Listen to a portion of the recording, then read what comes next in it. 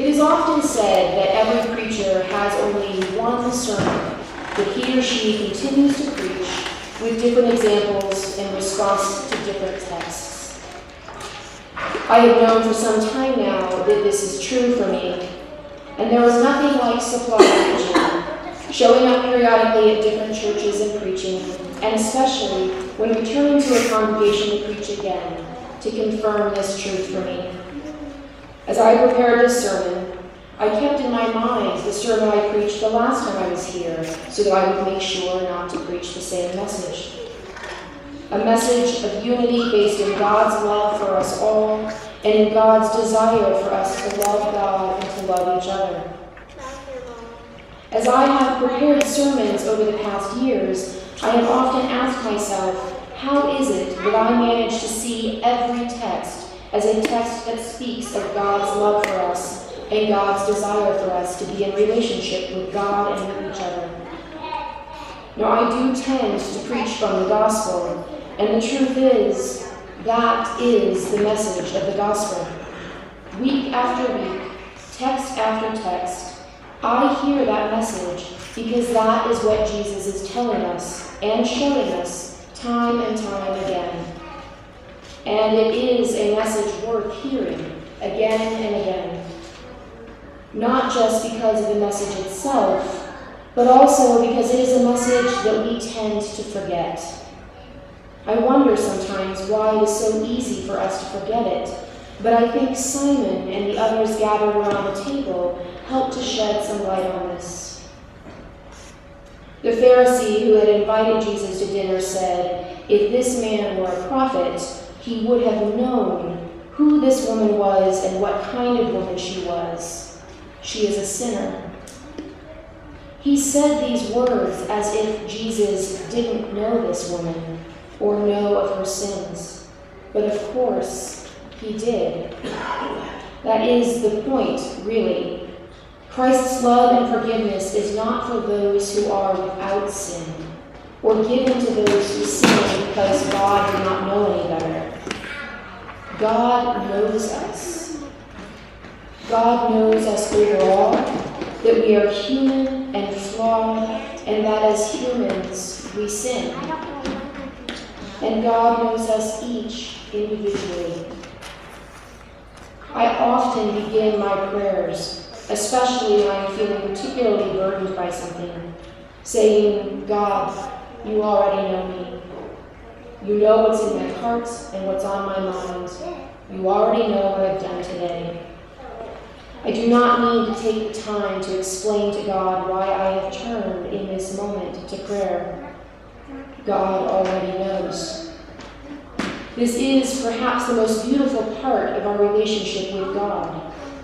We do not have to try to hide our flaws from God. For one thing, it would not work. But for another, it is not necessary.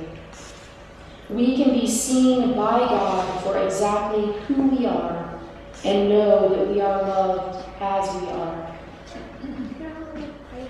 Often I begin praying to God because I'm yearning to feel God's presence, or I'm asking God for help or for strength and guidance in a situation, or because I'm feeling a need to be forgiven.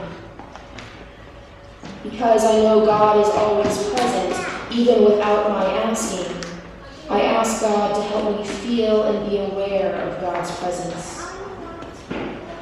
Because I know God is already helping me and offering strength and guidance, I ask God to help me recognize and accept this help. And because I know I'm already forgiven before I even ask for it, I give thanks to God for offering forgiveness and ask God to help me receive it. The woman who approached Jesus as he ate was clearly doing something out of the ordinary. She would not have risked approaching him and behaving as she had if she had not sensed that he would respond to her with love and forgiveness.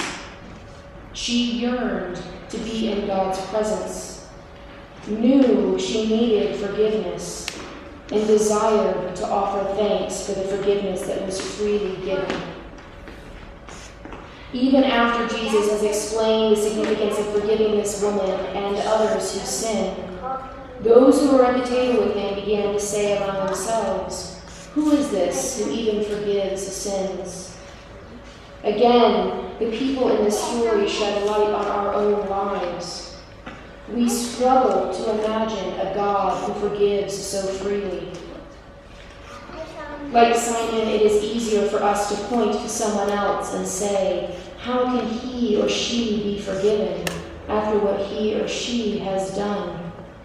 than it is to ask the real question, "How can I be forgiven?" We assume that it is our behavior that makes us worthy or unworthy of God's love and forgiveness. But in reality, God has loved us from the moment of creation and continues to love us even in our brokenness. We do not have to feel worthy of God's love. God assures us that we are worthy. It is God's capacity for unlimited love that makes us forgivable, not something we do to earn forgiveness or deserve forgiveness. Jesus serves as an example of what we are all called to do. He saw this woman for who she really was, a sinner, and he forgave her. God does not expect us to stay in relationship with each other by turning a blind eye to each other's flaws. Rather, we are to accept that we are all flawed and love each other anyway. In fact, it is a truer, deeper love when we can see and love others for who they really are, flaws and all, and love them not despite their flaws, but flaws included as part of the whole person. And it is equally important that we accept ourselves for who we are, flaws and all, that we love our whole selves, flaws and all, and that we forgive ourselves for our flaws.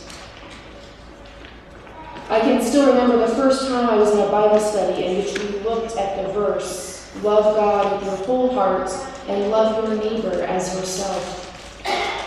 At the time, I was not in a place in which I was feeling a lot of love for myself, so the idea of loving my neighbor as I love myself did not really seem like a good idea.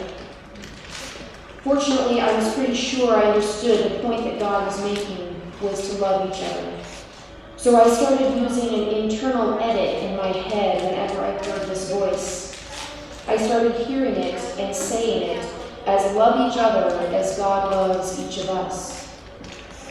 Because it is not that our love for others should reflect our current capacity to love ourselves. Rather, we are called to love others and to love ourselves. For those of you who find it easier to love others than to love yourself, you could just as easily edit these words as love yourself as you love your neighbor, or love yourself as God loves each of us. In seminary, I took a class called Evil and Aggression. The professor who taught the class had worked for many years counseling victims of abuse as well as perpetrators of abuse. He cautioned us about how to preach forgiveness. He said that there were extreme situations in which it can inflict more harm on a person who has suffered abuse to believe that they are required by God to forgive their abuser. I think he is right. I do not think we are required by God to forgive, but I do think we are invited by God to forgive when possible. When the risk to our well-being comes not in forgiving before we are ready, but in not forgiving when we are able. Although we are to hold Christ up as an example to us to strive for forgiveness, we do not need to hold ourselves up to the standard of Christ's capacity to offer forgiveness to everyone.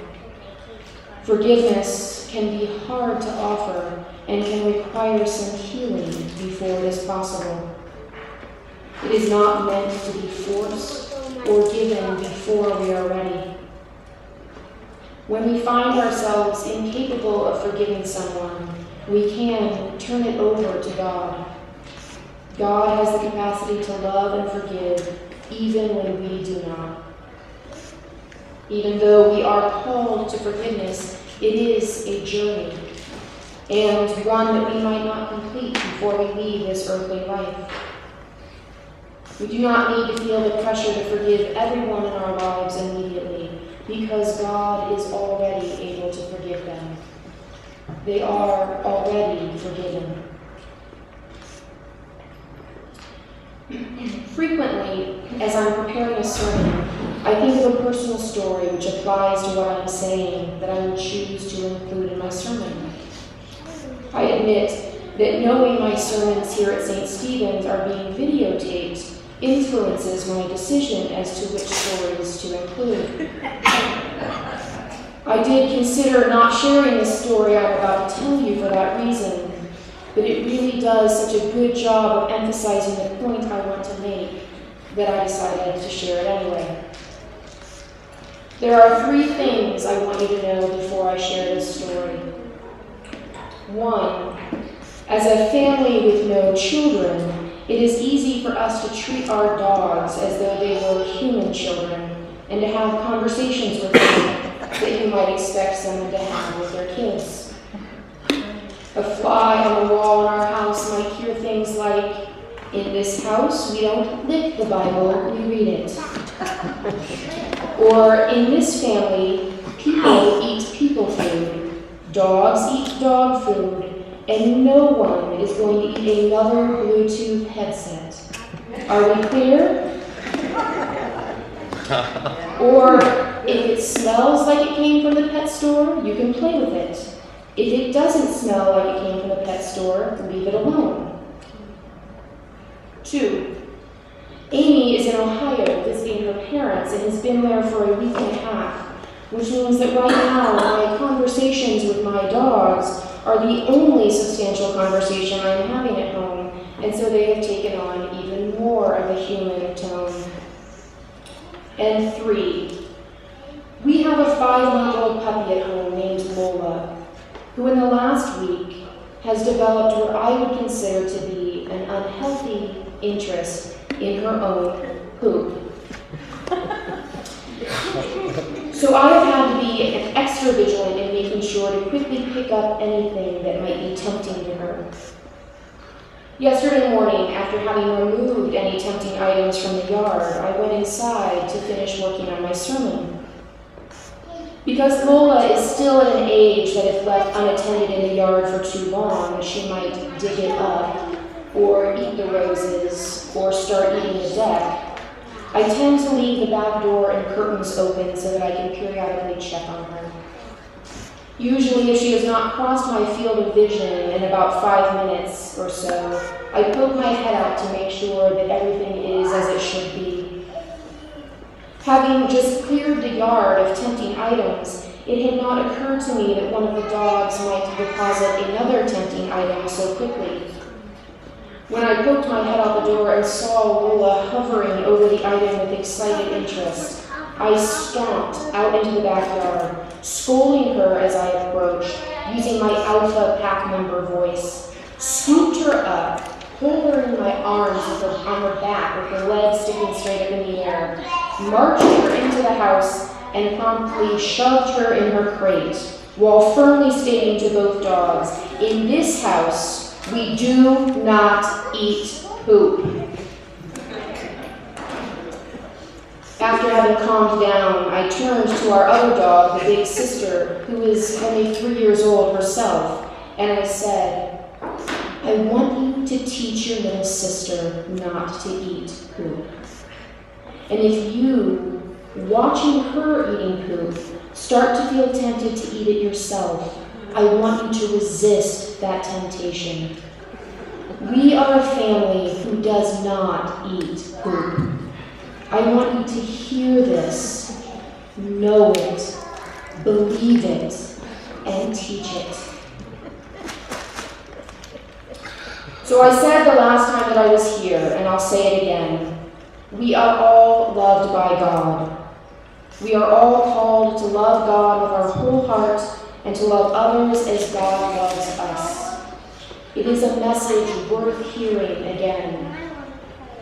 It is a message too easily forgotten. It is the message of the gospel. It will often require forgiveness. We have Christ and God, our Creator, as models for us because we are all forgiven repeatedly and regularly by God. We have Christ and God, our Creator, to turn to for help when we struggle to forgive others or ourselves. Draw strength in the knowledge that you are loved by God and forgiven by God. Accept that love and forgiveness and offer it back to the world. Love God with your whole heart. Accept God's forgiveness and be in relationship with God. Love others as God loves them. Forgive each other and be in relationship with each other. Love yourself as God loves you. Forgive yourself and be in relationship with yourself. We are a family who is loved by God and called to reflect that love back to the world, including ourselves. I want you to hear this, know it, believe it, and teach it to others.